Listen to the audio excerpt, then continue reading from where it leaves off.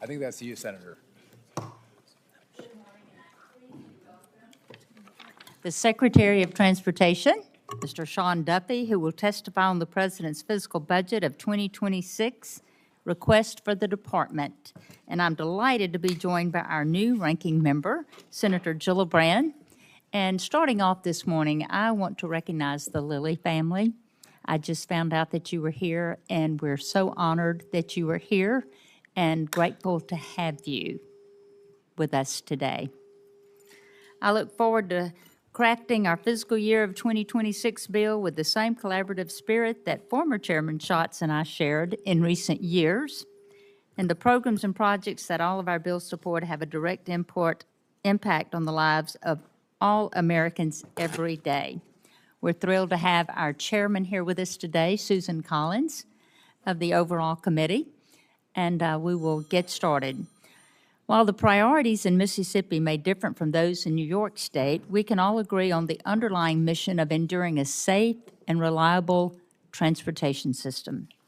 Last year, our subcommittee produced an appropriation bill that had strong bipartisan support and was passed nearly unanimously coming out of committee. That was a lot of hard work to get there.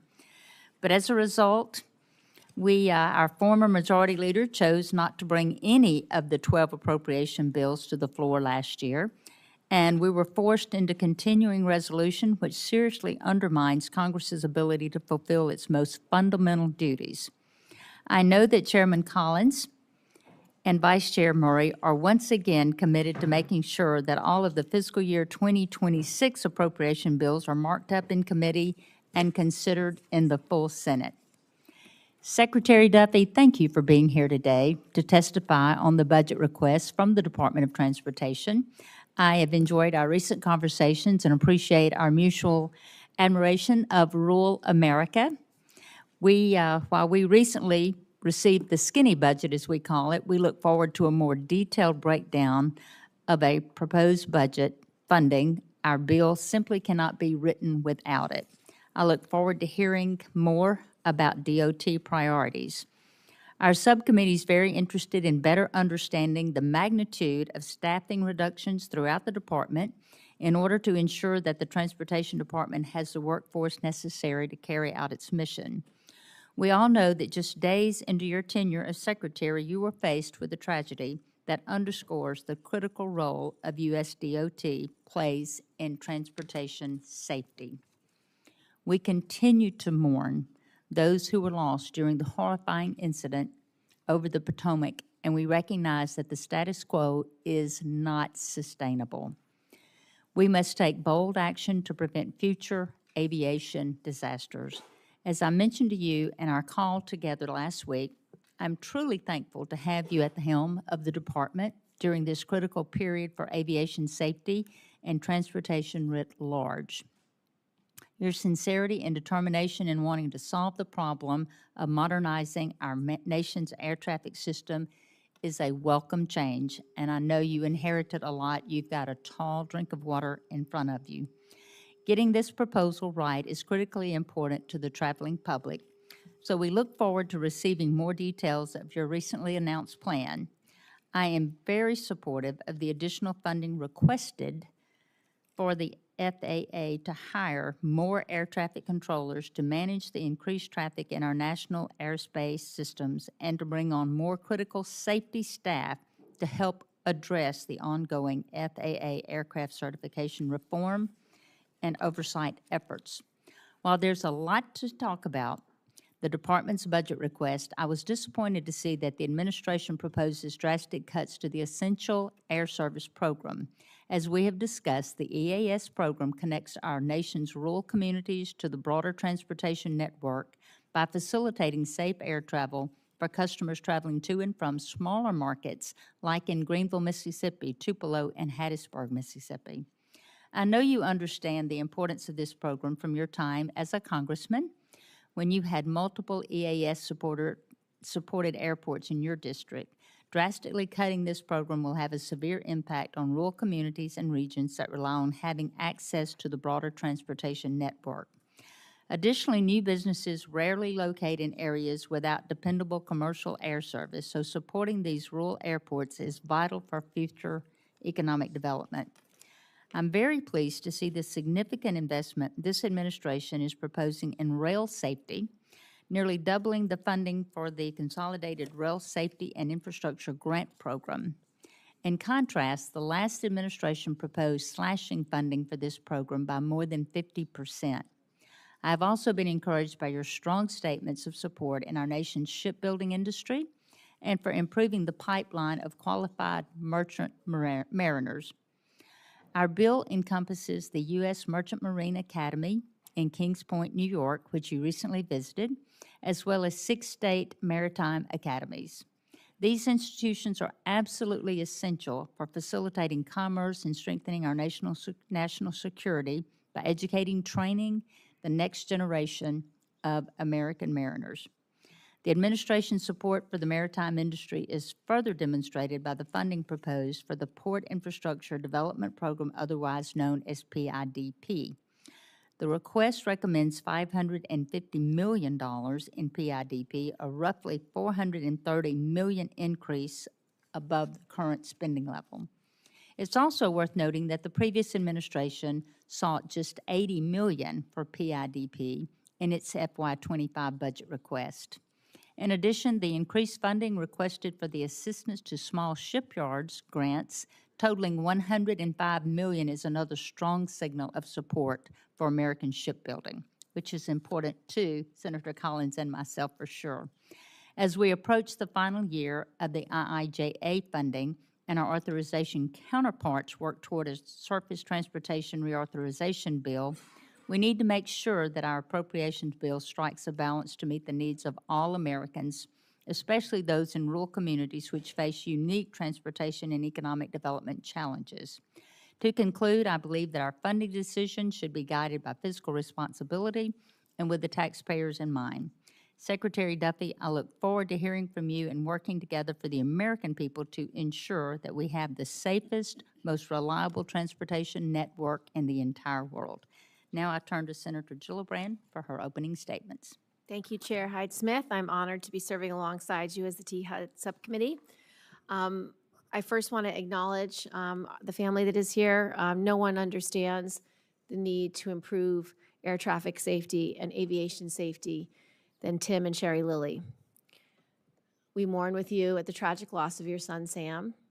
I've met with many families who have lost loved ones to air crashes, particularly the Colgan Air flight that crashed in Buffalo. But I can tell you from experience, the most effective advocates for reform and change are parents such as you who have lost such a dear loved one. So your presence alone is extremely meaningful, and we're very grateful that you're here. Thank you. The subcommittee has a very long-standing reputation as being one of the most bipartisan subcommittees, so I'm very excited to be part of it.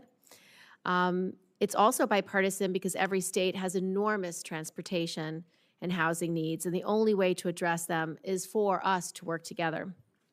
The transportation needs of New York may be different from Mississippi, but we all want safe and efficient transportation, and I know that we can work together for our local communities. In New York, every single mode of transportation matters. Transit and rail service are the backbone of New York City and provides the most efficient way to get around. New York's airports serve as a gateway to travelers from across the world, and we've seen how critically important this is to our air traffic control system. Over the last week, we saw what happened at Newark. That was frightening, terrifying, in fact. Not to mention the challenges that we faced at all airports across New York. The maritime needs in New York are significant with the Merchant Marine Academy and the SUNY Maritime College. I look forward to working with you on those two projects specifically to really show what America can do.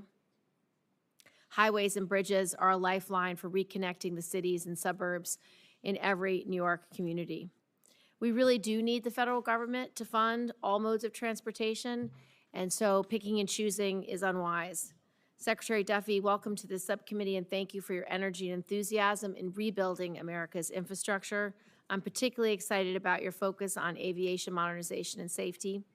Your budget request for fiscal year 2026 includes a lot of good news for transportation, particularly for FAA's air traffic controller hiring and training, highways and rail grant programs, and shipbuilding revitalization.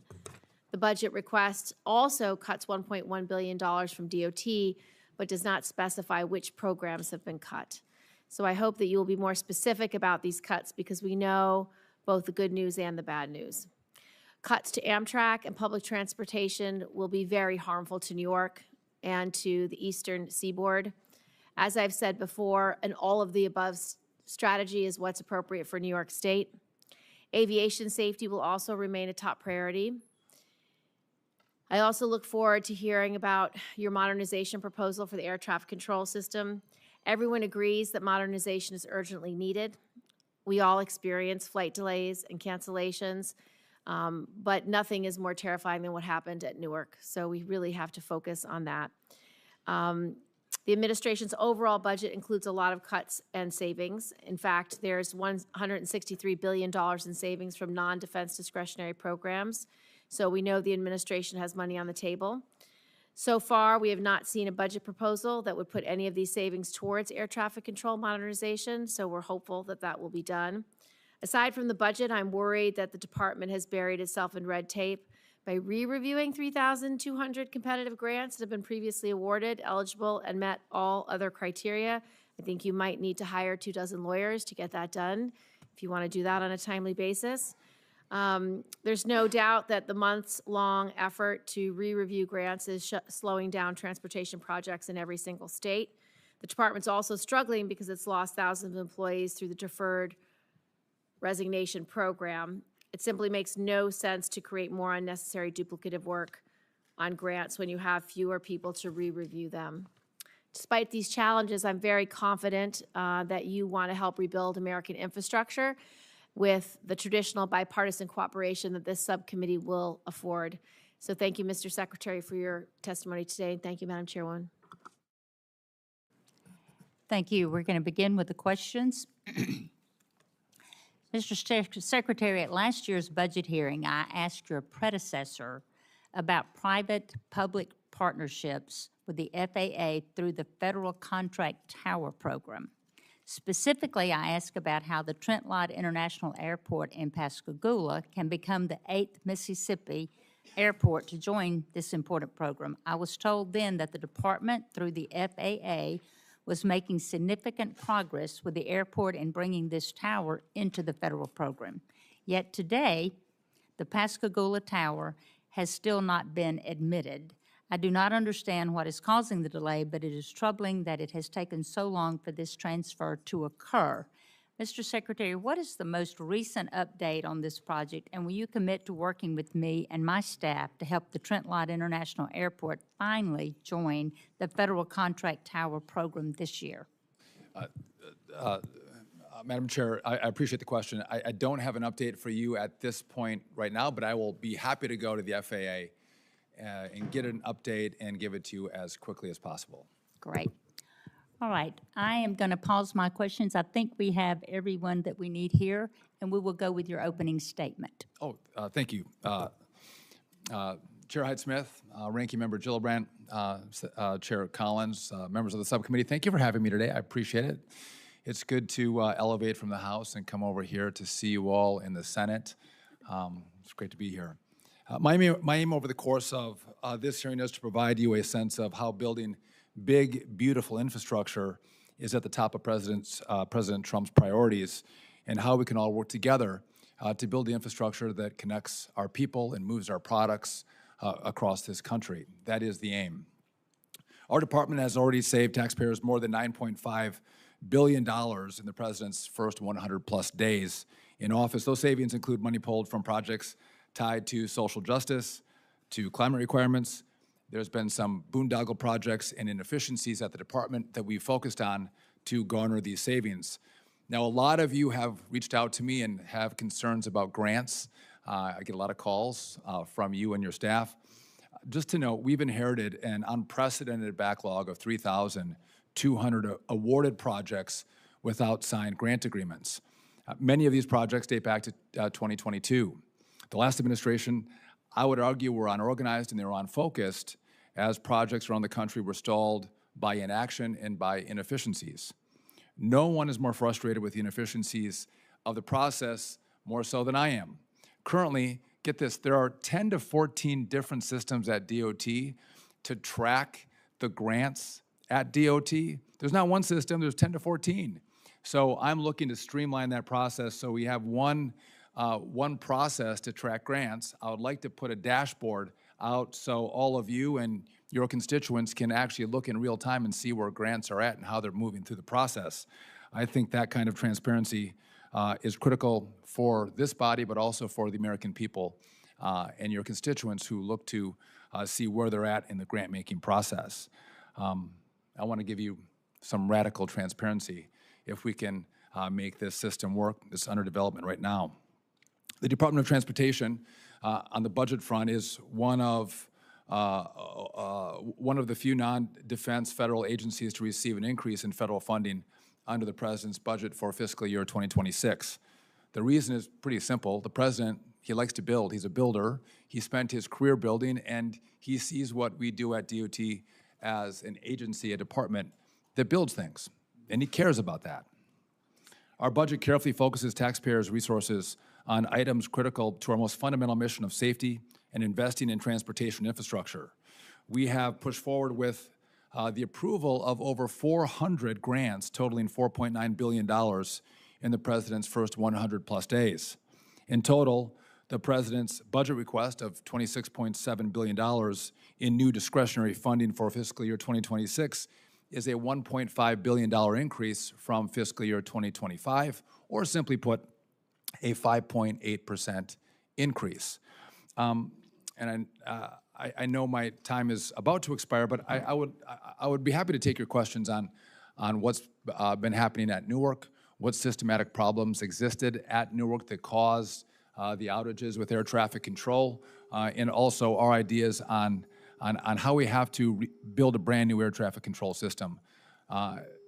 The system we currently use, it truly is 25, 35, 40 years old in some places. We should have paid way more attention to it as a country.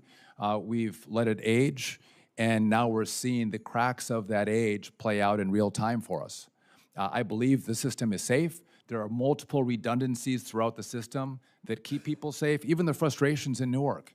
When we've slowed traffic down, the key is not efficiency, the key is safety. And so when we slow traffic, it's about keeping people safe. When they take off, we want them to land at their destination. And so we'll make sure that we have a flight load that matches the system and the number of controllers that we have on duty. But with that said, I agree with America's frustration. No one likes delays. No one likes cancellations. Love airports frame. We can't wait 5, 10, 15 years to do this. The build can't take 10 or 15 years. We have to do this at an expedited speed. And if we do that, I think this is a moment in time we're going to be able to pay these investments forward, not just for everyone here, but we're going to pay it forward for future generations. And we can build an air traffic control system. I use the example of my iPhone. I think I'm over my time, but if I could just have that, you can update your iPhone, right? It's a device that if Apple develops new software, they send me a notice, and I can upgrade this. I just put AI on my phone as an upgrade from Apple. I can't update my flip phone. Remember the Razor? You guys, old school? You can't update that, but you can update this. I want to build a system that's like the iPhone that we can continue to build upon as new technology becomes available. And we can improve the efficiency of our airspace and the safety of our airspace. And I'd be happy to talk more about that in today's hearing, but also as we look to future conversations about what's necessary and what's needed. With that, I'm happy to take your questions. I'm sorry for going over. That's a critical mistake on my part. I understand the frustration of someone testifying going over, but happy to take your questions, and thank you for having me here today. Well, we thank you for your opening statement, and now we're going to go to Senator Collins. Thank you very much, Madam Chair. First, before I begin my comments, let me salute you for your leadership of this subcommittee. I once had the position that you now hold, and I know how important it is, and I want to welcome the new vice chair as well. And I know that you will work together and continue your great work. Mr. Secretary, I want to begin by thanking you for recognizing so swiftly the need for a replacement and modernization of our air traffic control system. And the presence of the Lilies here today reminds us all of what is at stake. So thank you for being here as well. For years, this committee has put money into modernizing the air traffic control system, and we just never have seen real results. A radar would be fixed here or there, but what we really need to do is completely modernize the entire system, and I know that that is your goal. That's going to cost significant money, but it is an investment that we must make. We are facing a crisis. When I learned from you that we were still using copper rather than fiber, it is stunning. So my question to you is, will you work with the committee on the concept of having emergency funding that would cover the entire cost of this much-needed replacement? I appreciate the question, Senator, and I'm grateful for the conversations you've had with me on this topic.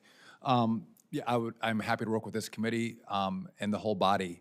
I think one of the mistakes of the past is we did do piecemeal funding without a big vision, and sometimes we were trying to deploy high-tech ideas where the system that we were operating off of was not ready for those high-tech ideas. And so what I'm going to ask and I don't know what vehicle you want to use, I don't know what the approach will be from this body, but I would like this body to give the DOT and the FAA the money up front, advance appropriations.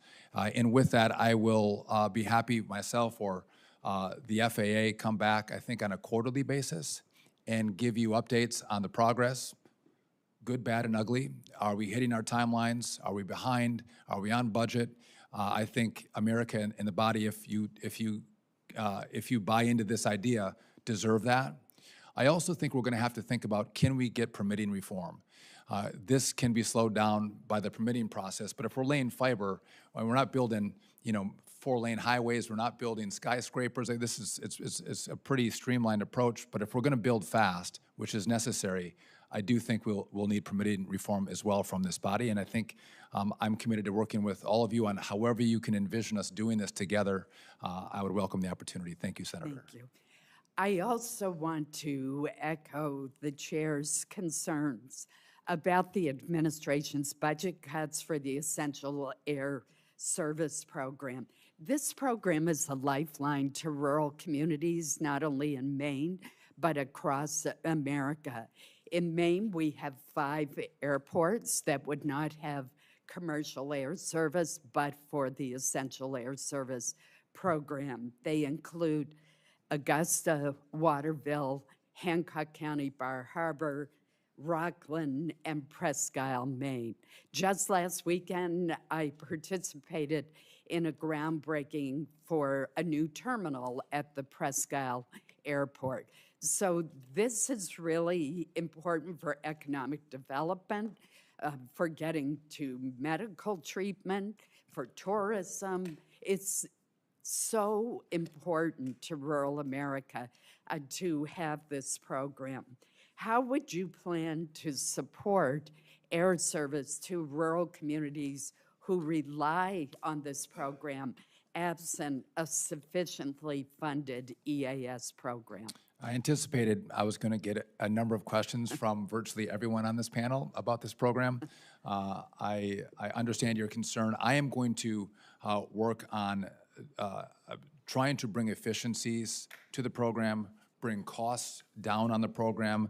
As I dig into that, I'd be happy to partner and communicate with all of you on the committee as we go through that process. Again, I do understand how meaningful Essential Air Service is for so many communities across the country, and I need to do some work in the coming weeks. And as I do that, I'd be happy to have a conversation with you about how we're seeing it and how we think we can do more with less. Thank you. I think you're going to need to do more with more, but I appreciate your commitment to work with the committee. Maine is home of the Maine Maritime Academy, which has a well-earned reputation for educating some of the best mariners anywhere in the world. And fortunately, the faculty and the midshipmen are eagerly awaiting the completion of the Academy's new state-of-the-art training vessel, which is going to greatly enhance mariner training and preparedness. I understand that you recently saw Maine Maritime's training vessel during a trip to the Philadelphia shipyard, and I welcome you to come see it again after it has completed its voyage to the beautiful coast of Maine. Could you talk just briefly, because we're out of time almost, about the emphasis that the administration is placing on better preparing our maritime workforce? Yeah, I appreciate the question, and I'll be quick. The ship is beautiful. By the way, Myriad is building ships on budget and on time. The Maine is one of them. But I think we have to invest in shipbuilding in America. The seas are so important for defense, for moving products, and we have ceded this territory to Japan, South Korea, to China specifically, and we have to revitalize American shipbuilding. It's going to take vision, and it's going to take help from this body and presidential leadership, but I do think it's important. And then when we have those ships, we need mariners to sail those ships. And our academies across the country are critical to bring out those young men and women who can operate the great vessels for this country. We look forward to your visit. Thank you. Thank you. Thank you, Madam Chair. Thank you, Senator Collins. And Mr. Secretary, as someone who represents dozens of airports in my state, and we all frequently fly every week so we can get to DC and back, we're all very troubled by the mishaps and challenges within our nation's air traffic control systems. But the staffing shortages and the technological issues, particularly in the Newark airspace, they're not isolated incidents.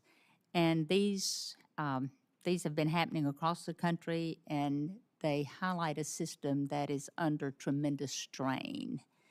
But in many cases, the technology is outdated and simply cannot meet the demands of the aviation system. A perfect example is the use of the radar systems from the 70s and the times that you've held up the floppy disk and said we have to order things off of eBay to repair. It's pretty alarming. Congress has a clear opportunity and a responsibility to act, and I commend you and President Trump for the recent commitment to invest in upgrading this critical infrastructure and to reinforce the air traffic workforce. It is certainly much needed and a step in the right direction, but as you are aware, the committee has a long bipartisan history of directing more funding to the FAA for modernization and for hiring critical safety staff, including air traffic controllers and then the safety inspectors. Will you explain how the additional funds requested in your budget will serve as a down payment to jumpstart the FAA's new modernization efforts, and how this effort enhances existing next-gen activities for which the committee has previously appropriated tens of billions of dollars throughout the years? Could you explain that? Yes, if I could just make one clarification. We do try to buy replacement parts on eBay for this really old equipment. Sometimes we can't even find it on eBay, so we're trying to use 3D printing to craft replacement parts for the system that we use. And just one other point, we do see cracks in the system. We'll see those cracks to the tune of multiple hundred per week. Now, again, systems aren't going down, but if you look at how the system is operating, it should be troubling for everybody. And a warning sign that time is not on our side, and it's important that we make the investments. What we're doing right now, and I think the air traffic control shortage is critical. We're 3,000 short. We've been 3,000 short for some time. And so, by the way, you'd think it's not that hard to think through, just get more controllers into the system and through the system. It actually is more complicated. What we've done is we're trying to get the best air traffic controllers who score on the test into the academy first. So we made a best qualified category. If you score in the 90 plus percentile, we're going to streamline you quicker into the academy. If you're 80 to 90, you take a different path. That's important. The medical part of this was really challenging. It was taking way too long, months. We've worked to get our academy prospects getting the medicals done sooner and then getting the results from those tests back quicker. We're paying bonuses to make that happen to the doctors who do the test, but we don't have another choice. We have to move up our academy grads. We've offered counseling. I was at Oklahoma City, and a lot of the students were saying, listen, if we could just get some extra help, we can make it, but a few of us are having a little bit of issues in this little space, and instead of washing out, we'll get those controllers to make it, but could you give us a little bit of extra counseling if we need it, tutoring if we need it? And so we've implemented that for those controllers who are just on the edge to make sure they can make it through the program, because we have a 35% washout rate at the academy, 35%. If we could just move that to 25%, we're going to make up a real difference in the number of controllers that we get through the academy, passing the test, and then training up. And then I think what's also important is we have great air traffic controllers on the job. They can retire per the rules of Congress after 25 years of service. Well, these are the most experienced. So we are offering them a 20% bonus up front to stay on the job. Please don't retire. Stay and provide a service to your country and your community. And I think we're going to get a good take-up rate on that as well to keep more of those experienced controllers on the job. And so it's increasing the pipeline, and that's one part. And then keeping those controllers on the job is the second part. And I think those two taken together are going to, again, it's going to take some time. Can I just make one other last point on this? And I think it's important to note, I can't take a 20-year experienced air traffic controller from Denver and move them to the Philly Tracon for Senator Gillibrand and say, let's just use this controller to control the airspace. Because that really great controller from Denver has to get trained up on the Newark airspace, and it can take them upwards of a year to get trained specifically on that airspace. So I just can't move controllers around and address the shortfalls that we have in certain Tracons or towers. It takes time. And even training up more controllers, once they're out of the academy, it takes a year to 3 years to get them fully trained. And so this is going to be a longer process, and all of us working together to have some vision is going to be what's key to resolving this in the next 1, 2, and 3 years. Thank you, and thank you for that forward thinking and the ways that we can extend that. I want to talk briefly about the Air Traffic Collegiate Training Initiative, since we were talking about that. And, I've spoken to you several times about my work in Mississippi to help boost aviation workforce, so critically important. And the need in this field is obviously, as you're just describing, endless. But the FAA Air Traffic Collegiate Training Initiative, in partnership with select colleges and universities, has successfully taught the basics of the air traffic control to qualified students, which allowed them to quickly progress through the FAA Academy. What can this committee do to help the additional schools into the ATCTI program to help increase the number of the ATC staff? And would that require also expanding capacity for the FAA Academy? That's a great question. So I do think if this committee wanted to consider a competitive grant program, the simulators are expensive for air traffic controllers, and a lot of these schools is challenging to make the $1 million+ investment in those simulators. And so if there was a competitive grant program that you all wanted to consider to go to some of this, I think there's 5 schools around the country that want to be involved in training up those air traffic controllers, I think that would be welcome. What's also it's been hard. We have air traffic controllers at Oklahoma City who are doing the training. And the former air traffic controllers were teaching all the classes. What we've done is some of the classes, you don't need an air traffic controller. If we're doing some math classes, we can take just a professor to teach the math class. I don't need an air traffic controller. So we're going to bring in professors to teach classes that professors can teach. And that means we have more air traffic controllers to teach air traffic control classes, which means we can expand the capacity of Oklahoma City, getting more young people in and through the academy. And so, again, because we were it's the chicken or the egg, but we weren't getting enough air traffic controllers to come in and teach at the academy. This is allowing us to use the ones that we have to stretch them further. And again, that means I think we can. Next year, we're at 2,000 right now. I think we can get to 2,300 in the next fiscal year. Kids, I mean, through the academy. Through the academy. Thank you. And briefly, because I'm way over my time, would you speak to the importance of supporting our small shipyards, especially in the wake of decreases in the dedicated funding in recent years? 100%. Again, I think this is an all of America approach to shipbuilding. Larger, smaller yards have to be supported. And again, I think it's going to take all shipyards and all of government if we're going to be successful in ramping up American shipbuilding. Well, the funding, the administration's proposal to fund these grants at $105 million is a demonstration, certainly, that you're directing the support there, and we certainly appreciate that.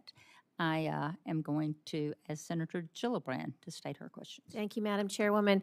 Mr. Secretary, the Department of Defense is required to consult with the Department of Transportation prior to deploying counter-UAS systems. You and I have talked about this. I've partnered with Senator Cotton on the Counter Act to update DoD's counter-UAS authorities and ensure that all bases in particular are covered. Our bill will lead to an increase in the volume of requests to the Department of Transportation for real-time execution and pre-coordination of counter-UAS packages.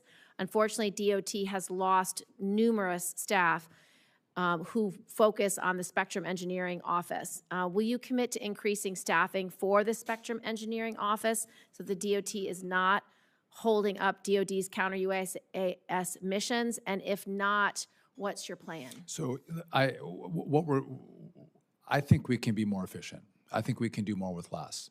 But we are mission driven. And so if I see staffing shortages that will prohibit us from meeting the mission, and too many people have taken a deferred retirement program, I'm going to no doubt hire more people in. Mm-hmm.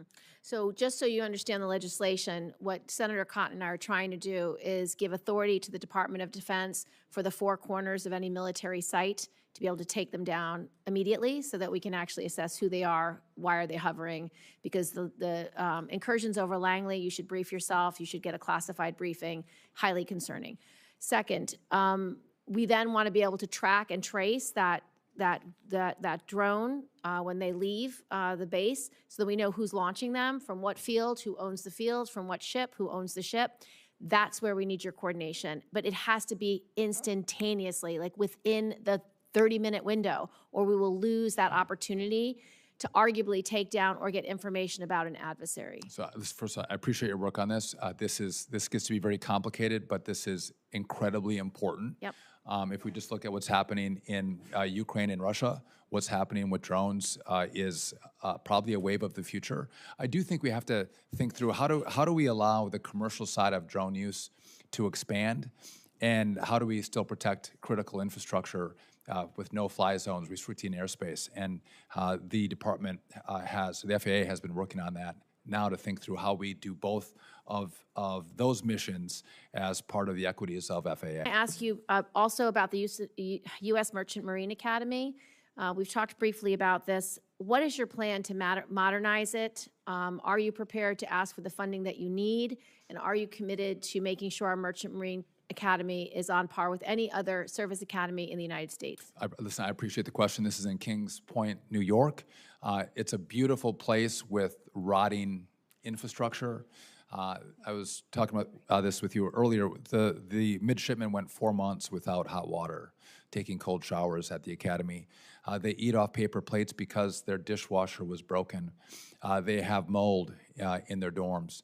This is not a facility that deserves to have the name America associated with it. And we would ask for some flexibility with how we use the money that's been given. But I think we have $170 million that's been appropriated by this committee that I don't think has been effectively used. There's been roadblocks, I think, at MARAD and at the Academy. We're going to work with the Army Corps of Engineers to develop a plan on how we use the money that's been Yeah, given. I'd be grateful if you would submit the plan to me Yeah. in writing into the committee so we can study it and be helpful. Absolutely. And then one point of interest is the DOD has these annual reports on the incidence of sexual assault in the military, and it's been a useful barometer of, are we providing oversight and accountability? Is the military justice system worthy of the sacrifice of our men and women? You are due a report within the next couple of weeks to have the annual sexual assault and sexual harassment report. Will you commit to making sure that gets to us? Yes, I'll see where the status of that report is, and will no doubt try to be timely on that you. to the Senate. Thank you. Capital investment grants. In the fiscal year 2025 continuing resolution and the bipartisan infrastructure law, we provided $3.8 billion for capital investment grant programs for new transit projects. There are 6 of these projects that are national in scope of significance. They are already signed full funding grant agreements. Do I have your commitment that you will move forward on these projects? Are these announced grants? Yes, Or so these, Los or- Angeles, the West Side Subway Section 3, Illinois, the Red Line Extension, Minneapolis, the Southwest LRT, New York, the Second Avenue Subway Phase 2, New York, New Jersey, the Hudson Tunnel Gateway, and Washington State Linwood Link So Extension. if you're asking me if I plan on canceling those grant agreements, I do not. Thank you. Madam Chair. Now we go to Senator Kennedy. Thank you, Madam Chair, Mr. Secretary, welcome. It's good to be with you, Senator. Do you know what the Center of Excellence for Liquefied Natural Gas is? Why, yes, I do. Where are you going to put it? I think it's going to go in your state, Senator. When are you going to announce it? Very soon. I know our teams have been working together on that. If you want to front run it here, we could, but I know that we were working on an announcement together, and our teams have been working. I want to front run the hell out of it. All right. Where's it going to be put? Is it- In Louisiana? Is it Lake, what it would, McNeese? Lake Charles, Lake Nice, Lake Yep. Charles? And Yeah. you're going to make an announcement, Sean, the next few days? Yeah, I know we've been working on some finer points and details, but yes, that's where it's going to go. And I think, as if my memory serves me, I think we're trying to get this stood up and moving by this summer. Well, I want to get it announced first, Sure. so your colleagues can't take it back. No one's taking anything from you, Senator. It's coming your way. I see my old friend, Mr. Plotkin here. Watch him like a hawk, by the way. He said you do not want to make Senator Kennedy upset on this project. Well, your predecessor told me a number of times that it was about to be announced, and it was never announced. I don't mean any disrespect. I just finally didn't believe him anymore. I don't think Elvis is alive either. So I learned. But if you could go ahead and announce it, it would, it sure would. I'll buy you a soda and a nice hat. I would appreciate that. Okay.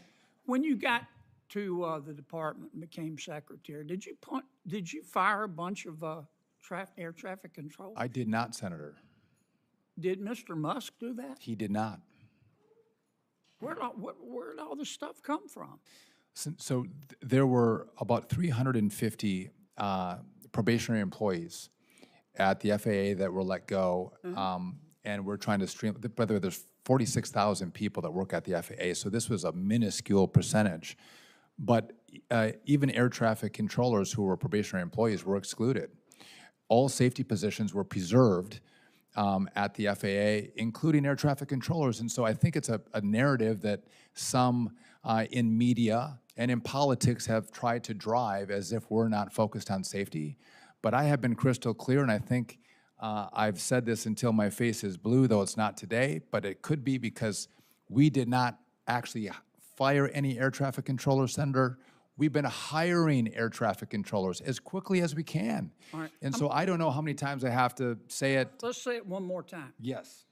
When you became secretary, look me in the eye, did you fire any air traffic controllers? I did not. Okay. And I did hire air traffic Did controllers. Mr. Musk? So by the way, Mr. Musk doesn't fire or hire anybody at the department. I do, and so no, he didn't fire anybody, including air traffic controllers. Okay. When you probably don't have to, but when most people go through TSA, they take your picture. They have a little camera there, and they say, "Look in the camera. We want to take your picture." Now, underneath it is this little bitty sign that you can barely see, and I think it's written in Sanskrit that says, "This is optional." I won't let them take my picture. I won't either, Senator. And they promised us that they destroy the data. Okay. Once again, I don't believe that Elvis is alive either. Senator Merkley and I have a bill. There's been no evidence that this has prevented any acts of terrorism. And I just don't know why the federal government has to collect this huge database of every American who flies picture. I thank you for that. I couldn't agree with you more. I actually try to turn my head away from the camera when I go through and they're taking pictures. There's no need. I think Americans have a right to privacy. And I don't think you need a digital scan of my face to allow me to have the right to fly on an airplane. I think it's absolutely wrong. And what does it do to security? I don't think it breeds any more security in our airspace, on our airplanes. And so thank you for doing that work. I couldn't agree with you more. Thank you, Madam Chair. Thank you, and we go to Senator Murray.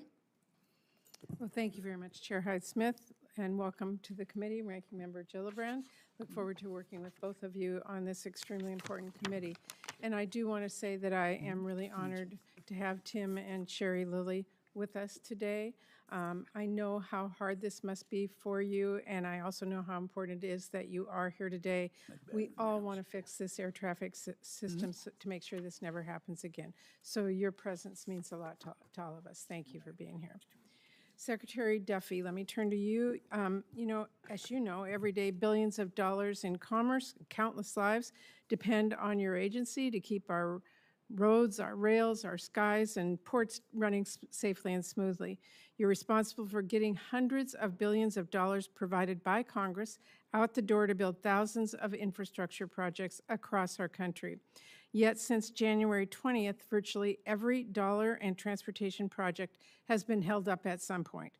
And you are causing a traffic jam, from freezing funding for projects to creating new hurdles by reevaluating grants that had already been approved, adding red tape by forcing unacceptable political demands on state and local transportation agencies, and outright actually canceling and cutting grants. You know, this is not normal. No prior transportation secretary has cut funding for previously awarded grants in this manner. It is really, to me, a political and partisan approach that really actually sets a terrible precedent. I know at the House Appropriations hearing yesterday, you blamed the previous administration for absolutely everything, but I just want to say this today. The last administration did not make the decision to hold up thousands of grants, had nothing to do with the new red tape that you have created, and certainly did not let go of hundreds of staff to help get those grants out the door. In fact, the last administration increased the number of grants signed from 330 in its first year to over 1,500 last year, executing more than 3,350 projects. So you can't blame Secretary Buttigieg or President Biden. It simply doesn't pass muster. All the while, we know you have pushed out nearly 5,000 Department of Transportation employees, firings, buyouts, and you have actually said you will fire thousands more.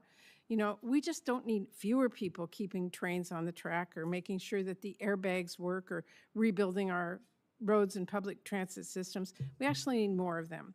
And in recent months, as we have heard already, we've seen unacceptable chaos at the Newark airport, the devastating crash at DCA, and a lot of other close calls. And while you talk about modernizing the air traffic control system, you have forced out more than 2,000 FAA employees who support those air traffic controllers, the technicians, the mechanics, the engineers, the IT specialists at the FAA, who were working on modernization, which I think is a huge mistake, and you just can't paper over it. Now, regarding your recent FAA proposal, I stand ready to work with Chair Collins, along with Chair Hyde-Smith and Ranking Member Gillibrand, to make sure that Congress does provide the resources FAA needs in our fiscal year 2026 funding bill and across future years in order to address the glaring issues and failures we've seen, and to do so without shortchanging other priorities. So, Mr. Secretary, let me start with aviation safety. You, as you know, proposed to modernize the air traffic control system. This committee does have jurisdiction over the FAA's facilities and equipment funding, but your proposal was not included in the President's 26 budget. We need the actual dollars and cents plans. So let me ask you, how many of the over 2,000 FAA employees that have been pushed out over the last few months will be needed to be brought back in order to modernize the system? I don't think any of them will need to be brought back. And I would just say there's, in the characterization of the last 3 minutes, I would disagree with much of what you said. But I do, the DOT and the FAA, we're not jobs programs. This is about a mission. And I'm committed to you and this body to accomplish that mission. And can we do more with yes? Of course we can do more with yes. And if some people who want to retire, we should let them retire. Let's bring in people who are hungry then that want to do the mission. I don't disagree with that. I appreciate that. That's what we're doing. But what we have seen is really critical employees to the mission are now gone. As I said, technicians and mechanics. You can have all your air traffic controllers there, but if they don't have the support staff, we can't know that they're doing the job. That's what I was referring to. But I would say that we don't have a support staff issue with FAA. We don't have enough controllers for the skies that we have in America. And so that is the issue that I'm addressing. Okay, well, let me just say that since you became Secretary, air traffic controllers have twice received fork in the road emails encouraging them to resign, which you have sent, I know, sent mistakenly, but it is. But none of them have taken it. They can't take it because they're not included. Well, they received the mail. You're an employee. You got the same email, and I just think it's really callous to suggest controllers to controllers these emails saying your work's not valued. So do you know who sent those emails to our air traffic controllers? You can talk about the system that we have to send emails out. I think it's antiquated, old, and I just asked who. I don't know. No, I don't know how they would have gotten those emails. You don't know who sent them. Nobody's been fired for sending those. That they would have had the wrong email for an air traffic controller versus someone else in the FAA. No, I'm not going to fire someone over that. But what I am going to do is, in lightning speed, we've developed a plan to fully rebuild the air traffic control system. And so the tech team that I have in place at the FAA, they've been doing a remarkable job because it happened very quickly, and oftentimes government doesn't work that fast. And they also saw the problem that all of you have seen, and we have been working really quickly to develop a plan and present a plan. You mentioned money. I do think this is the money that we're going to need for this new air traffic control system is not in this budget, because I don't think we can wait until October 1st to get the resources to begin the process. I recognize that, and I am concerned as Vice Chair working with Senator Collins how we're going to provide that funding. This is a question we're going to have to pursue. I do want to say you and I have talked about the importance of the FAA's oversight of Boeing, and I know you visited there in March. I'm going to be tracking carefully to make sure that the more than 50 new staff needed to support Boeing oversight are hired, and if you backfilled any employees. And Madam Chair, I know my time is limited, but I did just want to mention budget cuts, because the skinny budget that you sent to us proposes about a $3 billion increase to specific DOT programs, but overall your top line only increases $1.5 billion. So you spell out about $300 million in cuts directly, you leave $1 billion in cuts that this budget implies and are not there. So we need the details of that in order for us to do that. Do you know when we will get that? I don't have an exact date for the exact budget, but I look forward to getting it to you as quickly as possible. Obviously, we work with the OMB on You do the whole realize the budget. discrepancy in the numbers, and we need to see Yeah, where with that this, is. but they'll all match up when we give you the complete budget. details. Yes. And do you know when that will be to us? I don't have a date from OMB yet when that's going to be completed. Thank you. And Senator, if I would love to work with you on I-5. I do think that's an issue that I know the delegation cares about, and I think there are some simple, maybe not simple, but easy things that we could do to think through how we could move that forward more quickly. And again, there's some certain laws in place that are prohibiting the advancement of the project, and I would love to have an additional conversation. Okay. I think it's a project that's Happy to worthy get in and touch with you should on be that. done. Okay. Thank you. Senator Moran. I know I-5. Affirmative. Thank you very much. Mr. Secretary, thank you for your presence here. More importantly, thank you for your presence in the air safety world that you are now operating in. After your confirmation, you became the Secretary. The first time I ever met you was on January the 29th at Reagan National Airport, and I appreciate the manner in which you conducted yourself and the things that you have done every day thereafter to make the skies safer and to honor the Lily's son and every other tragic loss that occurred that night on that flight from Wichita, Kansas. I appreciate you. I want to talk a little bit about some of these things that are related to that event, that tragedy. First of all, prior to the Army Aviation Brigade resuming helicopter operations at the National Capital Region in late April, did the Army or Department of Defense coordinate with you or the FAA? Did you then review and approve their re-entry into the field of operations? So what we did after, I think it was 36 hours after You said no. They came back. Did they consult with you? when they came back, when I was talking about, are we talking about the off of runway 33, the restricted airspace? Yes. They still can't fly through that airspace. We have no fixed wing helo cross traffic. And other airspace at Reagan? There's still no cross traffic, but what you have seen is some helos at the Pentagon taking off, sometimes carrying VIPs and sometimes doing training missions, and that has been a concern. And nothing has changed in your order to prevent them, to allow them to return, true? Well, I hadn't prohibited them. They did it on their own. They do, yes. But the problem is they could change their mind. And I want to know whether there's consultation between the Army and the Transportation Department, you or the FAA. So Secretary Hegseth paused any helo traffic out of the Pentagon, which I commend him for that. But we are going to continue that pause at the FAA at our discretion, and our teams are working together. I'm very concerned about the amount of traffic that's coming out of the Pentagon. And I do think if there's training missions, those training missions can be done at certain times of the day when we have less traffic into DCA, number one. And if there's VIP travel, I would like to know who are the VIPs. Who is traveling on these helos? Who classifies? I don't think any of you here get helicopter travel anywhere, and I would consider you all VIPs.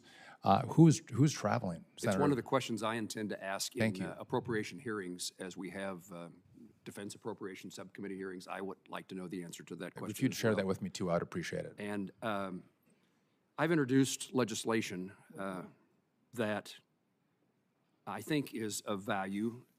In 2000, FY19, I said that wrong, in FY19, NDAA allowed prevention of DOT to require installation of ADSB equipment on those Army helicopters. It didn't stipulate in or out, but it allowed legislation that was passed by Congress allowed the Army to operate without ADSB. I've introduced legislation that would eliminate that NDAA provision, which I guess would put more back in your court to make decisions. Is that something that you would support or do support? It is, and I think in regard to the it's not simple to turn it on and off. It was a little more complicated than that on the aircraft. And if they're doing training missions or flying through busy airspace, ADSB out should be on. However, if there was an actual national security mission at play, true national security, how do they quickly turn it off? Because we don't want enemies to see our aircraft. But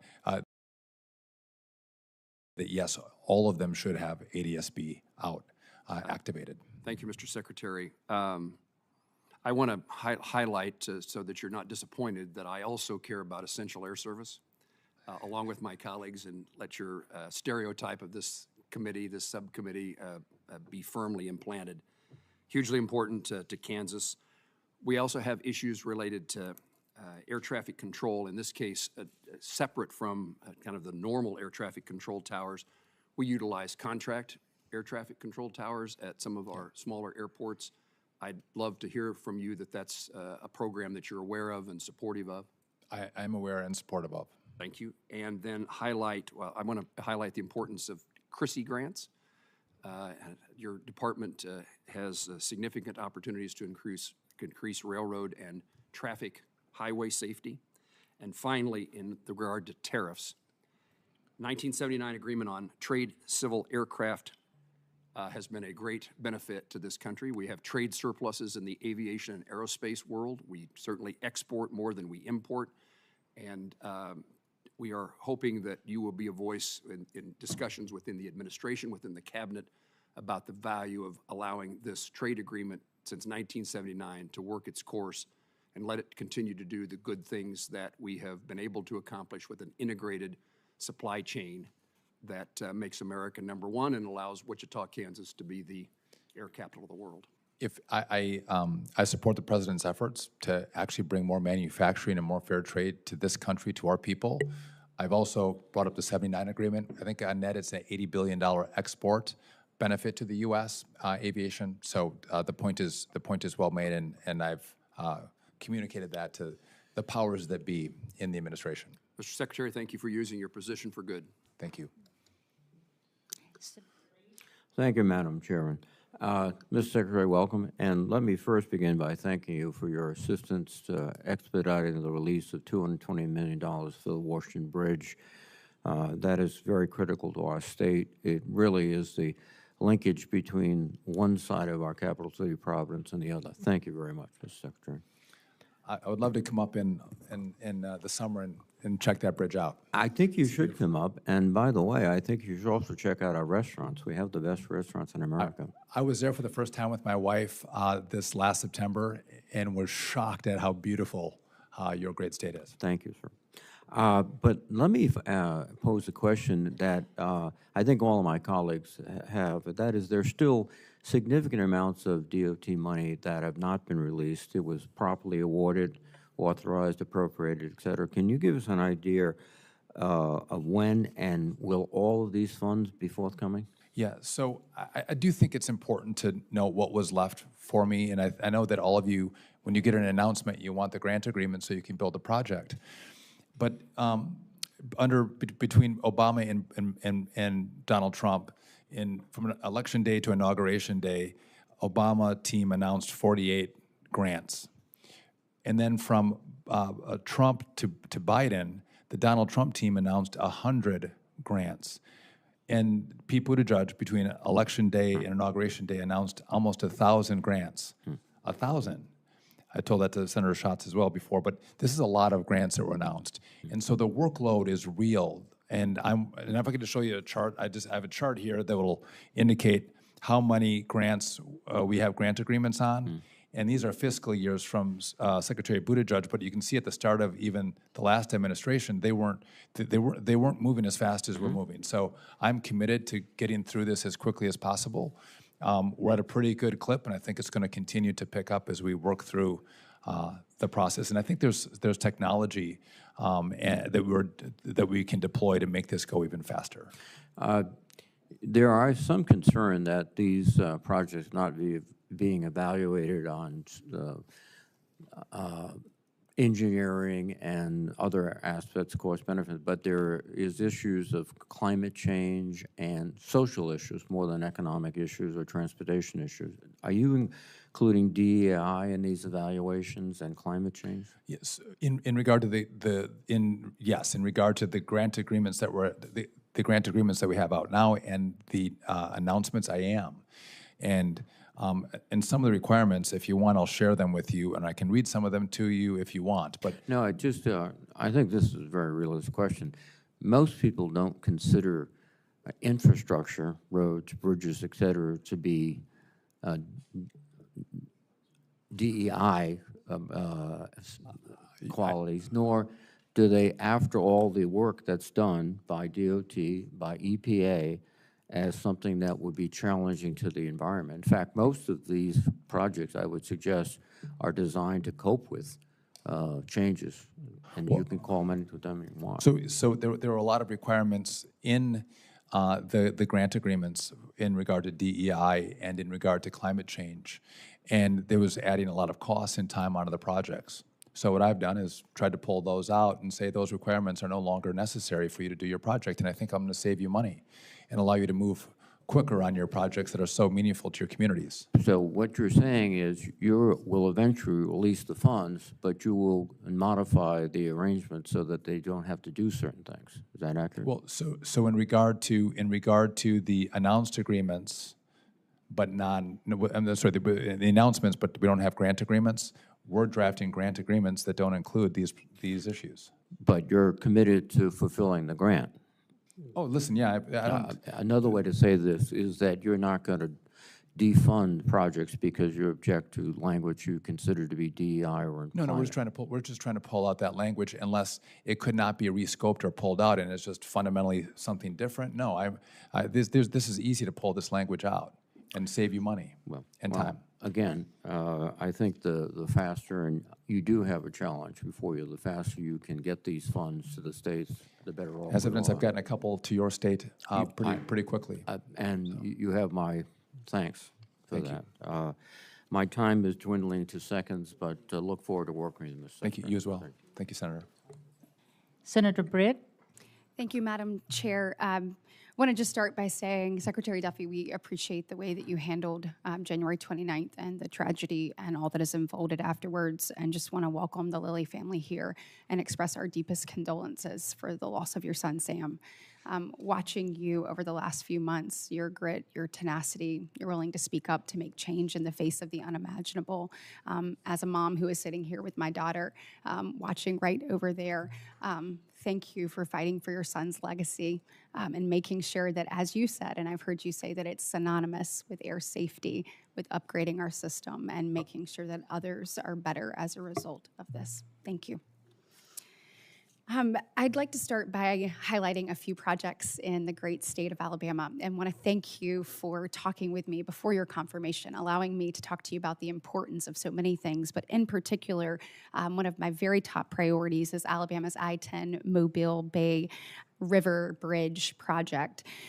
It's a significant investment, and it is critical to helping the state bring this to fruition, to be able to partner, obviously, with the federal government. As you know, the Mobile River Bridge is a critical piece of transportation infrastructure, not just for the state of Alabama, not just for the region, but literally the entire nation. I mean, it connects from California to Florida. You can't get there without coming right across this bridge. And so whether it is moving people or moving commerce, it is a primary transportation artery that we must take a look at, and we've got to upgrade. So obviously we've made a lot of progress in this area.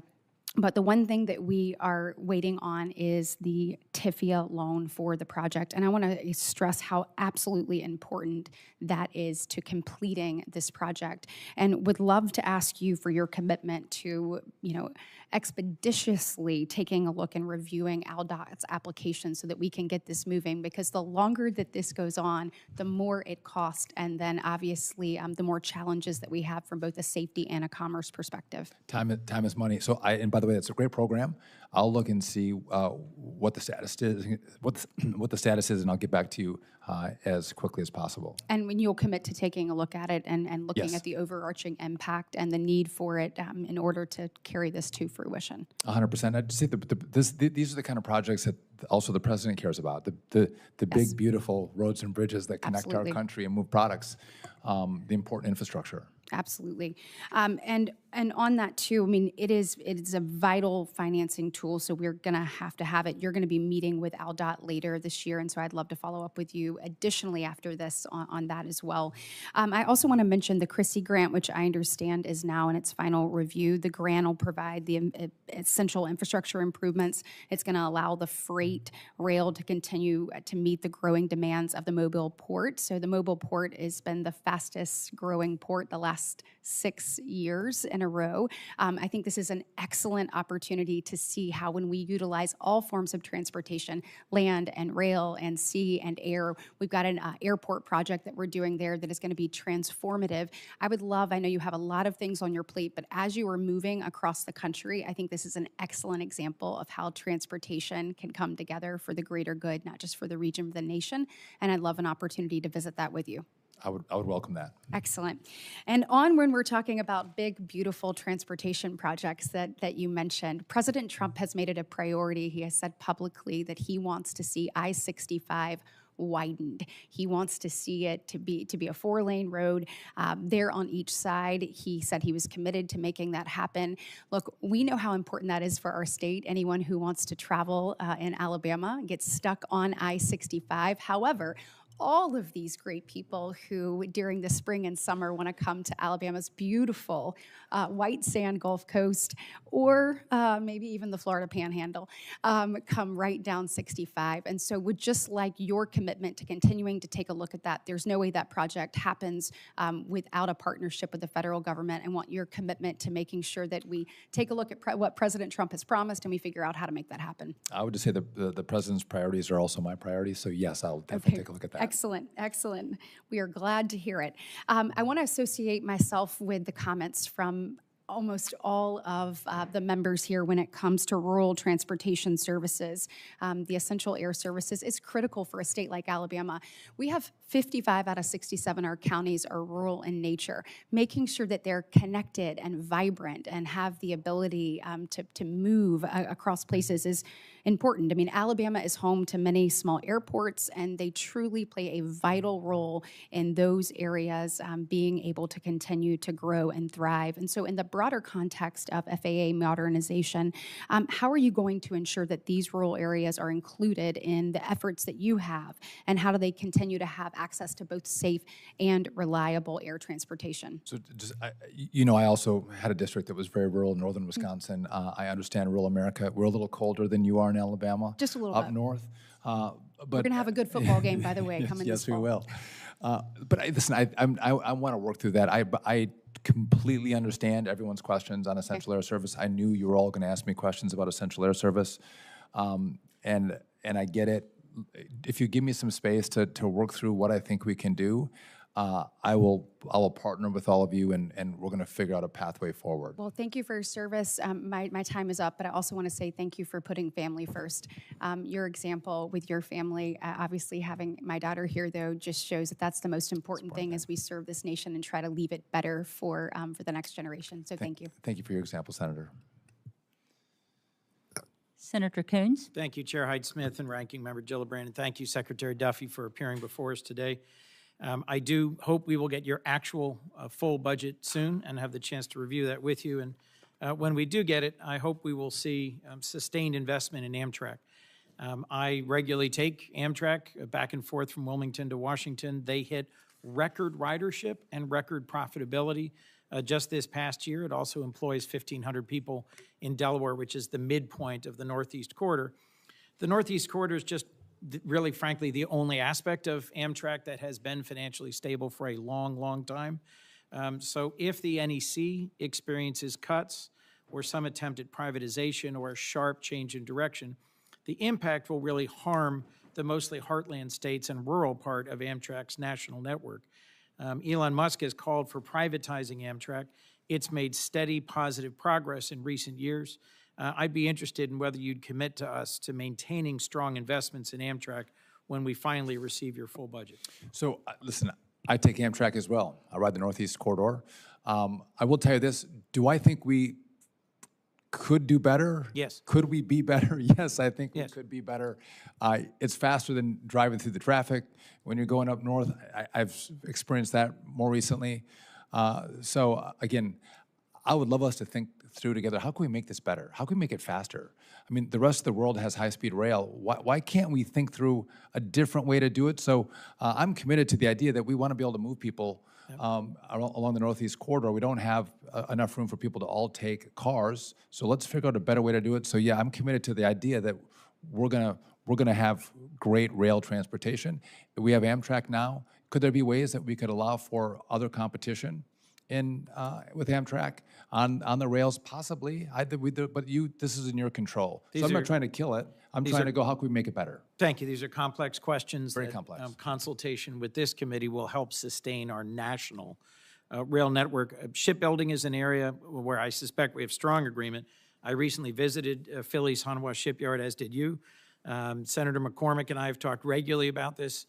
My community is just 20 to 30 minutes from that shipyard, and we'd like to contribute. Some of the folks who will work at the expanded Hanwha Shipyard, I am the ranking appropriator on defense, and I think the shot in the arm that MARAD has given to the shipyard by purchasing 5 DOT ships has been critically vital. Just if you would briefly speak to DOT's plans to invest in and reinvigorate our nation's shipyards. This is one that is right on the edge of being able to come into the family of naval shipyards. Yeah, so I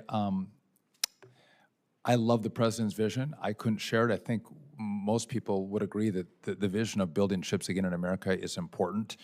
Working through the components of how we fund it, how we are able to give a shot in the arm to the industry, because it's going to need support. And thinking through how we do that is what's happening right now. I think all of us working together is going to be what's necessary to revitalize these ports. But again, you look around the country and you see how we used to be a powerhouse, and they've just, many of them have been mothballed. Again, it's going to be a bipartisan effort for all of us. This is one that's back in production thanks to DOT, and I know Senator Collins has expressed a very strong interest in it. A number of members have maritime academies in their home states and would like to see this shipyard also become productive. I look forward to working with you on that. You as well.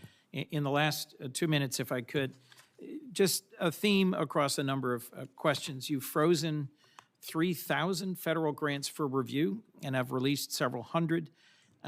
Just to compare, there was a bipartisan effort at infrastructure investment under the last administration, and that produced a lot of new programs, more than 40 new programs, more than $300 billion in funding. The DOT under the previous administration signed grant agreements for more than 3,300 projects.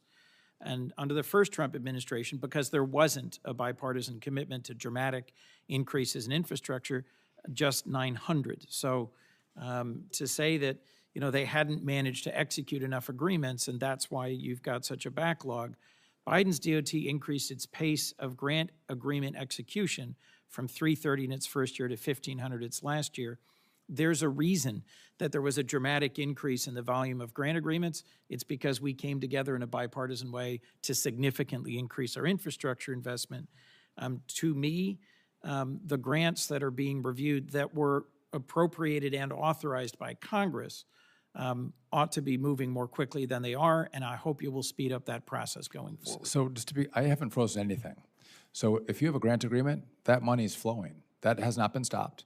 And what we've done is asked to repurpose some of the requirements inside of those grant agreements. We're not going to enforce the climate or the social justice, but if you have a grant agreement and you have a project that's moving, the money's going on those projects. They haven't been stopped. They haven't been frozen. And even on the announced projects that don't have grant agreements, we're moving. Again, quickly, I'll show you that I've got a month-by-month chart. I'll share it with you if you want, and you can look at how we've done compared to what the last administration. And you're not going to say we're wildly slower. We're actually doing pretty well, and I think it's going to speed up as well. So we're not trying to hold anything up. We're not trying to slow down or freeze, but I am trying to pull out some things I think are going to cost you and your projects more money. And if we can build quicker and we can build with smarter requirements, I think that we have more money then to build more of your projects, which everyone wants more projects. I'd welcome a quick call about that outcome, which, as you describe it, is something I would embrace and support. Okay. I'd like to see the projects move forward. Obviously, in my state, I think literally every senator has said the same about this. And I'll send over the month-by-month analysis to your office. And forgive me, Tim and Sherry Lilly, we are sorry for your loss, and we are sorry for the ways in which air safety and tragic air accidents have impacted so many families, principally yours. And we appreciate not just your presence here, but what it means that you continue to advocate for FAA reform. Thank you, Mr. Secretary, and thank you both. Senator Hoven. Yeah, I'd like to extend my condolences to the Lilly family as well, and all the families that have lost people in these accidents, and why it's so important that we take action to prevent that every way we can. Mr. Secretary, thank you for being here today. And you mentioned this natural gas project in Louisiana, and that it hasn't been officially announced yet. And Kennedy's gone now. So I'm wondering, is there any chance we could move that to North Dakota maybe? Yeah, I don't think so. We have a lot of energy up there, and lot of I know energy. your staff's going to want to consider that carefully. so. I think that cake is baked. Yeah, okay. It's- Well, it Senator hadn't been Kennedy announced, gets so it. you know, I just Right. checked. He's watching right now, though, yeah, I think. Yeah, I'm He's- sure he is. Thanks for being here. Air traffic controllers, we're down about 3,500 less than what we want. You talked about that, but really, we need to do more, not just at the academy, but outside the academy. And as you know, we have the largest flight training school at the University of North Dakota in the country, and do a lot of air traffic control training there as well. And the key is to train to the test, not to train to the academy, and that helps the academy from being a bottleneck. And so the Air Traffic Control Workforce Development Act that I've put forward with Gene Shaheen, as well as Senator Moran and Senator Duckworth, allows schools that you certify, that FAA certifies, to train to the test to help you reduce that backlog and get these air traffic controllers trained. Are you supportive of that legislation? I'm supportive of expanding our capacity to get more young people trained up as air traffic controllers, getting them, through training and being able to pass the test. And by the way, my brother-in-law went to UND and went to flight school and thoroughly enjoyed it. You guys have a great facility. And again, I think there's 5 in the country. I might be getting that number wrong. I do think there's an opportunity for you all to do competitive grants because it's expensive. And we don't have a ton of kids coming through, so the economics might be more challenging for the schools. If there's a competitive grant to get really great equipment in some of these other places would be probably helpful. Well, and we include that, and you mentioned it, you referenced it, but also for equipment in the tower that lets these air traffic controllers train on the job. That would enable you to move them around more too, because you'd have some of that training equipment, as well as retention bonuses and recruitment bonuses. So it's all designed to help you get air traffic controllers faster. We're going to do something in reconciliation, as you're aware, to kickstart at a very significant level the equipment. This will help you with the actual air traffic controllers. I would welcome the help. Yeah, thanks, Secretary. And then speaking of the University of North Dakota, we also have up there, it was the first unmanned aviation, UAS, test site in the country, in part because I helped write that legislation, but mostly because we have such a tremendous school up there. And then at the Grand Forks Air Force Base, we have the Grand Sky Technology Park. FAA has agreed to provide us with the unfiltered raw data feed, which we need to develop drone and counter-drone traffic in the NAS. Are you aware of that? And we still have some final details as far as the handoff, even though it's been formally agreed to. But this is going to enable us to continue all the work we're doing with drones, but also really develop counter-drone technology. So Senator Gillibrand talked about some of the legislative authorities. This is what actually enables you to detect and take down drones in the NAS. And we have 900 miles of border responsibility up there, and CBP co-located with all of this, flying manned and unmanned aircraft. You need to come see it. Will you come out and see it, and will you support what we're doing there and help us finish getting this raw data feed so we can keep it moving? Yeah, so I may not have known about this, but I think Secretary Burgum has mentioned this to me like 10 times, so I'm well aware of what you're doing. And I checked on this before the hearing. I believe that we're actually waiting for some information to come from North Dakota to the FAA, but we are committed. This is going to be a great program. I think this is important. It is. And you're the right state to do it. So you'll have, and again, if I can maybe coordinate with you after to let you know what we need, but we're going to go forward quickly, and I'd love to come and see it in North Dakota. Great. After I go see Senator Schatz in Hawaii. Oh, sure. Okay. Well, that's all time of year. Time of year is a That's big true. factor in that, yeah. That's true. And we're not competing on the same, we want you in the summer and he can have you in the winter. Appreciate your support on that, and I'll double check too, Yep. if there's something on our end. Last thing is we have a program that Tammy Baldwin, bipartisan, and she and I were able to pass in the Reauthorization Act for FAA 2024. It's the Vets to Wings Act. We actually passed it. It was called the American Aviator Act. It allows some of the schools on a pilot basis, like ours again, through 28 to take 4 veterans.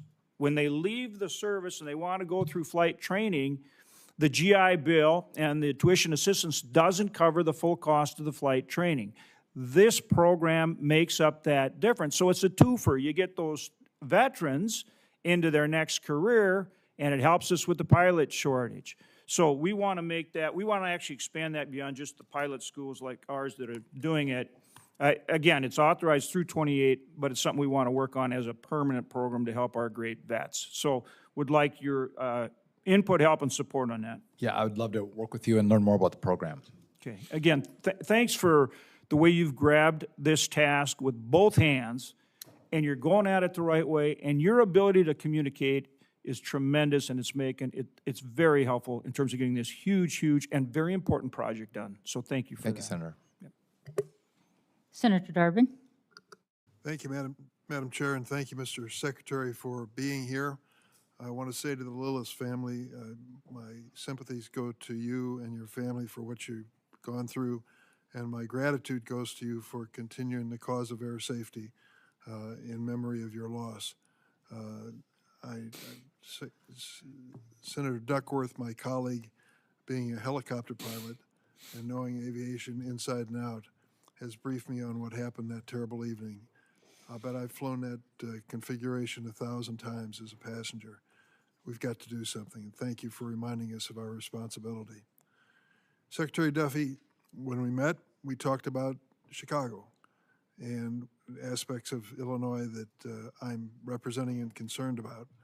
And Chicago, of course, is the rail hub of North America, more track radiating in more directions than any other city.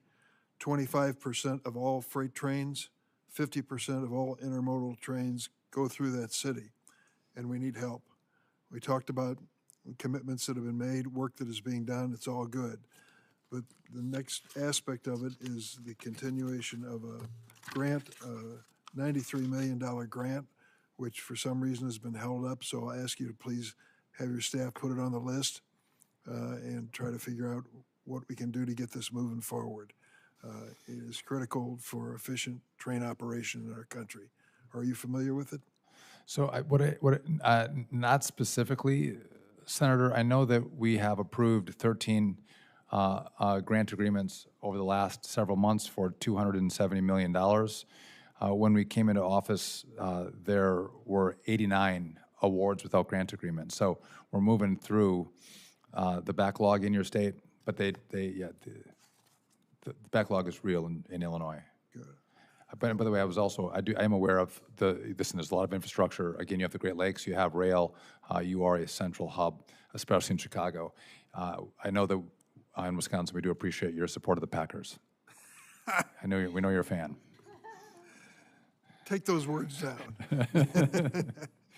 Let me raise another issue.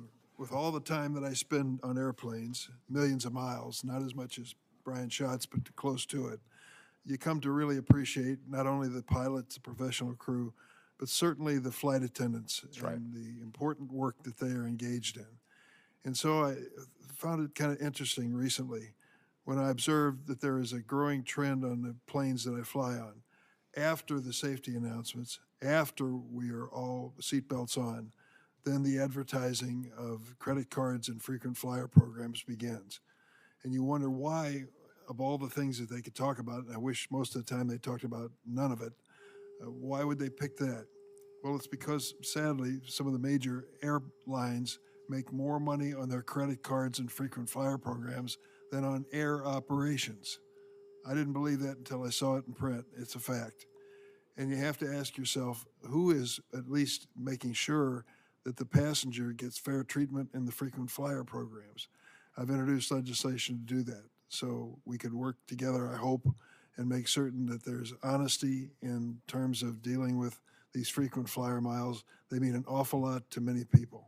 Do you have any thoughts on that? I do, Senator, there's going to be a lot of things we agree on. That is one we will not agree on. When I was in the House, I was on the opposite side of this issue than you were. I do think a lot of people in America aren't able to afford a trip. They oftentimes will use their points, whether it's for a hotel or for an airline ticket, and I think that's a value for folks. What I would support, though, is I think that, you know, if there's, and we're seeing this more and more, if there's an extra fee that you want to charge for using a credit card with merchants, I think that's appropriate. So there's the consumer's paying for the cost of the card. This is a separate issue. Senator Marshall and I are keeping this separate.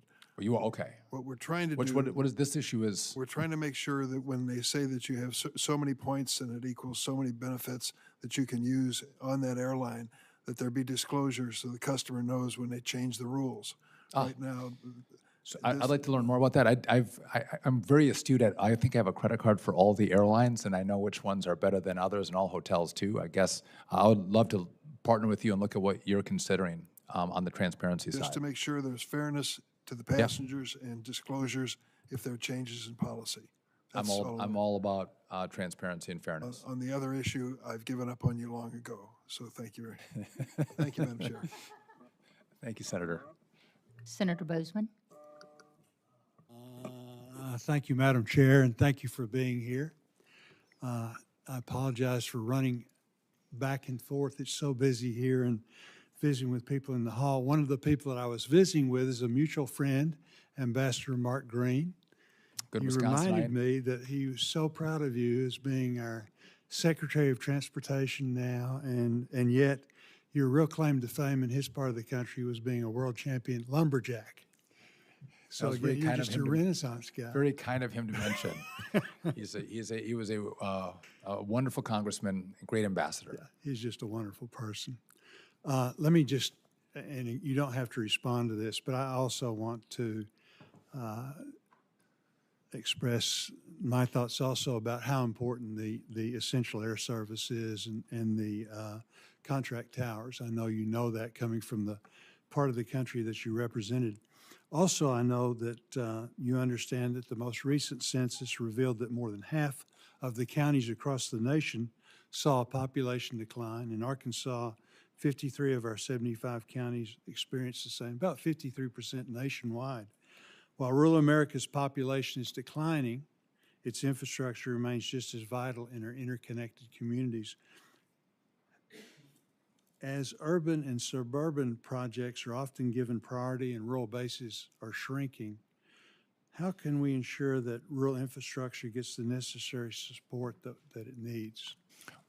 Well, I think it's that you have to pay attention to it. You have to understand it, and it's having people from rural America fight for it. I think that's critical. And I come from rural America. On the discretionary grants, and there's tools and help that's offered to smaller communities to try to access additional resources. But it goes to the point that this has become so complicated. What we're working on, and hopefully we can do it, is how can we make this process simpler? So you just can't be a big institution that can apply and access competitive money. It's accessible for smaller communities where resources truly are just as needed. And I'm glad you bring that up. That was really my next question. We see this a lot in USDA grants and things. We're in a situation now where these, the ability to apply is so complex, so complicated. You're talking about spending thousands of dollars for grant writers. And again, the bigger communities can do that. That's simply something that we've got to concentrate on and across government, particularly I think with transportation, USDA, those kind of grants, because it does make it very, very difficult for our smaller communities, really for anybody, in order to access those grants. And that's not a cost driver, that's a cost saver. And I don't mean to offend anybody, but I do think if you look with the expansion of high-speed internet, and after and during COVID, you saw a lot of people who want to move to rural America. They actually like it. It's a beautiful place, and so maybe we're going to see those numbers change. But with that is you need the infrastructure to go along with it. Again, I think it's been interesting to see how people have gone back to the rural part of this country.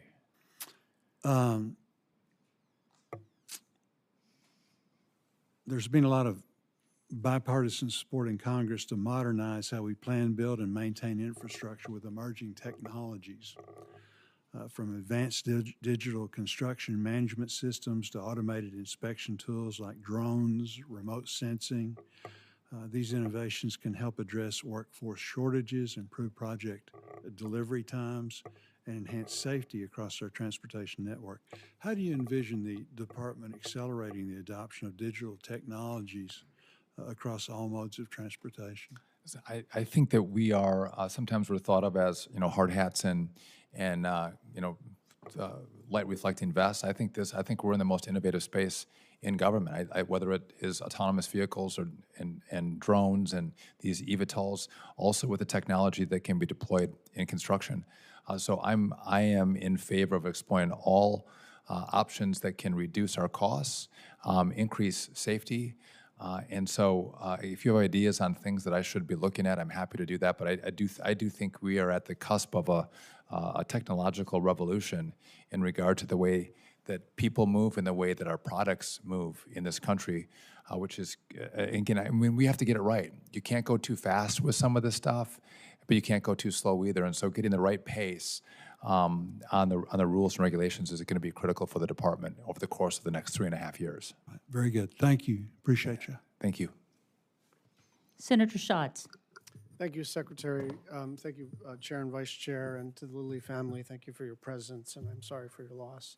I want to follow up on the 3,200 or so grants frozen. I understand that if the award has been made and the money has been obligated, that you're not freezing those dollars. You are pausing for review. I'm trying to get the terminology right. Post-announcement, pre-obligation to kind of pull out those things that you consider to be extraneous to transportation. Am I characterizing that about right? Well, there's no freeze, but yes, we're Pausing talking for review. Yeah. Okay. I'm not pausing with this. So what kind of just Sure. So what I'm doing is as I'm crafting the grant agreement, some of the language that was required in the NOFO, it's easy. We just don't put it in the grant agreement. So it's not a pause. It's not a freeze. It's just we've taken the language out for the grant agreement. Sure. Good news, bad news, right? You're characterizing this as easy, not terribly controversial. It's a new administration. You are within your rights to modify grant criteria, certainly before the money is obligated. I understand all that. The problem is time, right? We are about 4 months into this, or a little less than 4 months into this, and there are a bunch of things that are just like plainly not climate, right? Evacuation routes, like hillside stabilization. And so my more basic question is, I know you care about metrics. I know your team is trying to metabolize all of these. What's the throughput capacity of the department to get these 3,200 grants reviewed and obligated and out? Is it 300 a month? Or excuse me, 300 a week? Do you think you're going to be done by June? What's the time frame? Because it's a little bit of a black box. This is information. This hearing is useful because it gives us some reassurance that they're not actually stopped. But I think it's fair for our state departments of transportation to kind of know it's going to be June before it's done. It's going to be next week. It could be later this year. Can you give us a sense for timing? So I appreciate the question, and I think that's a really good question. So that I've told you we've done over 400. At this pace, which I'm proud of the pace that we have done thus far, it is not fast enough. If again, this is going to take us multiple years at this pace to get it done. So that is unacceptable. And I have countless meetings every week about how we can speed up the process to get more money out the door, more grant agreements done. So I take your point. I'm proud of the work we've done so far, but the mission is to pick it up dramatically. Yeah, and at some point you run into a potential, even if it's inadvertent, you run into an impoundment issue, right? You have to spend these dollars, and especially since the grant awards were given and the state departments of transportation, sometimes county departments of transportation, they have to spend money to gear up for contract management. You've got staging costs. So this is not free to do. So I just really do encourage you not just to pick up the pace as a sort of generic proposition, but to get back to members of the House and the Senate on a bipartisan basis to say, you know, this is where we're going to get and by when. So speaking of which, I want to cover one other thing in the kind of, I call it de-wokeifying the stuff. Can I just, on the impound, like, I'm not trying to impound anything. I know you're not. I'm trying, so if there's money that's about to run out, I'm trying to move that, I'm trying to elevate that and move that more quickly so you don't lose dollars. Sure, and you and I had a brief conversation about bikes. Yes. Okay? And then the department issued additional guidance on bike infrastructure. And this is like I don't even ride a bike particularly often, but I just think it's a little nuts that bikes have become some sort of like climate priority, and therefore people who are right of center are like, bikes are a climate thing. Bicycles are bicycles. Everybody rides a bike. Kids ride bikes, families ride bikes. Every community, rural, red, purple, blue, you know, should have a safe way for people to ride bikes. Can we please take the question of utilizing bikes safely out of whatever fight we're going to have on a partisan basis about climate policy? So I don't see bikes and climate together, but I like bikes too. Bikes are wonderful. My kids ride them. Okay, can you review the additional sort of restrictions or scrutiny that some of these bike projects have gotten? So can I explain my concern about if there was some of the requirements in the last administration was, are you adding, you know, bike lanes and walking paths to, you know, your construction project? Like, that's what they wanted to see. And if there's some places across this country where we don't need bike lanes, why are we adding bike lanes onto what should be, you know, just roadways? No one wants to ride a bike. Right. Yeah. But hold on. Because I am out of time, and there's a vote and some other members who want to talk. But the problem here, right, is everybody understands how this was done, which is you have so many thousands of contracts. People controlled F for certain words. And so some bike projects are just bike projects. Some projects are adding criteria to a rail or pedestrian or car project to say, and also there's this new requirement. But it's such a blunt instrument that you're blocking stuff that I think you and I, on a common sense basis, would say, yes, we should do it. And I just want one more question, which I'll get out and take for the record. But again, on timeframes, and let's get some specificity. You got to do a bunch of things to upgrade the air traffic control system, including and especially the telecommunications upgrades. If you could give us both some fidelity on costs, what you anticipate asking the Congress for, and also specifically the time frame for resolving the Newark issues, whether that's weeks or months or whatever. I just think the traveling public needs to know exactly what that's going to be. Thank you. If you want to call, I'd be happy to talk more about bikes. I don't think we're that far away on bike and bike usage. I don't think we are. I just think in the execution of some of these procedures that we're talking past each other. Very well. Thank you. Senator Van Hollen. Thank you, Madam Chair. Mr. Secretary, welcome. And let me start by thanking you for reaching out to Governor Moore in Maryland early in your tenure to discuss Maryland infrastructure priorities, and especially your commitment to making sure that we rebuild the Key Bridge. I just want to thank you. I had a great conversation with the governor and his team. They came to DOT, which was very nice of them. Yeah, it's a big project, and we are glad to have your support. Now let me turn to an area of disagreement. On Monday, Maryland joined 19 other states to sue you in your capacity as Secretary of Transportation at DOT for what they describe as illegally withholding or threatening to withhold critical transportation funds to try to require those states to enforce federal immigration law. Mr. Secretary, I don't want to get into the merits of this right now. I think that I think the states will prevail. I think that's an inappropriate use of your effort to leverage transportation funds. But my question is this: does that decision, that conditionality, apply to previously awarded multi-year grants? In other words, There are grants that have been awarded that take place, they spend out over a period of time. So my question is, are you intending to retroactively apply that condition? No. Okay, thank you. I just wanted to get that clarification. Let me now also thank the Lilly family for all your efforts to make sure we prevent future tragedies like the one that took the life of your son. And I do want to talk about the situation at DCA, because I know that, just yesterday in the Commerce Committee, we heard testimony from folks at FAA that there had been over, I think, 15,000 concerning incidents at DCA since October 2021. And the response from the FAA official there was that they, quote, missed something, unquote. That's scary.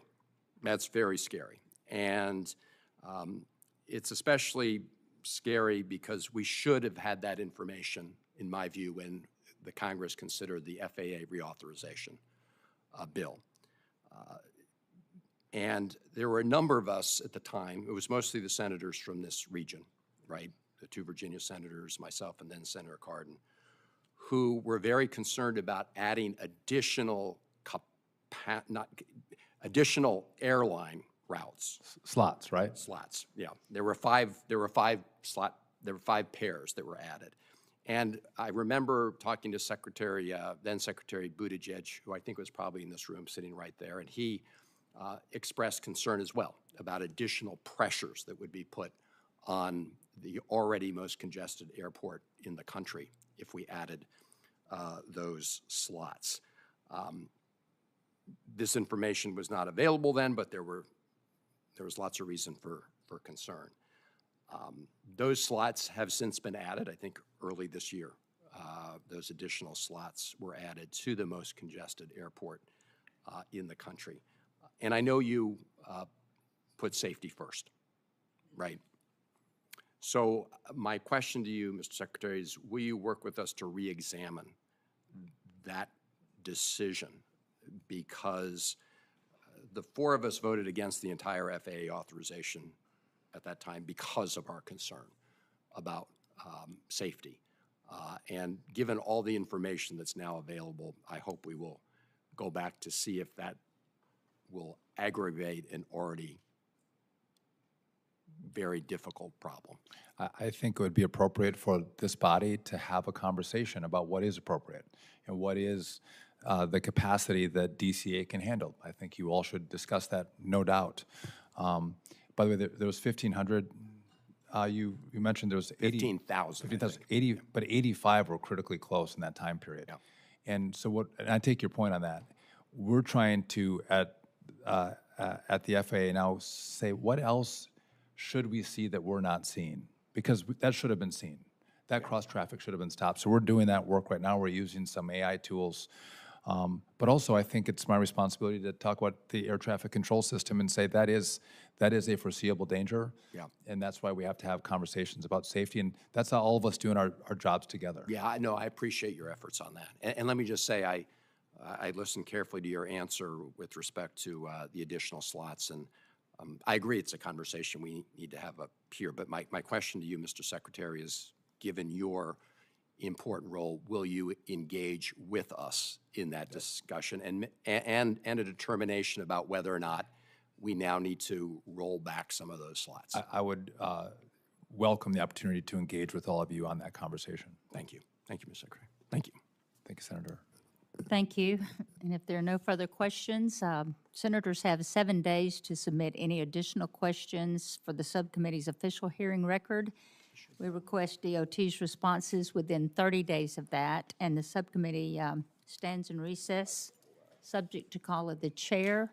I want to say thank you to the Lillys, and please know that our condolences are definitely genuine, and we are so sorry for your loss. But thank you for being here and being the advocate. We're now adjourned. Thank you.